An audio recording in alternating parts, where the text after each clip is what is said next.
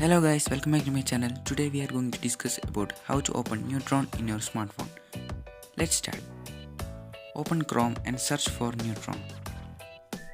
Open the Niotron homepage. Scroll down and click the Create Apps. Now sign up with your Google account and wait it for load.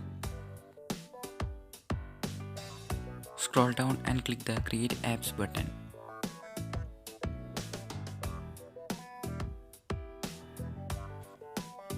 Click the New button in the top right corner of the page.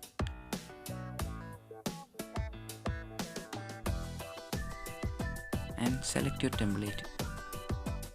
Type the project name and the package name. And give the accent color. Okay, that's it. Let's wind up today.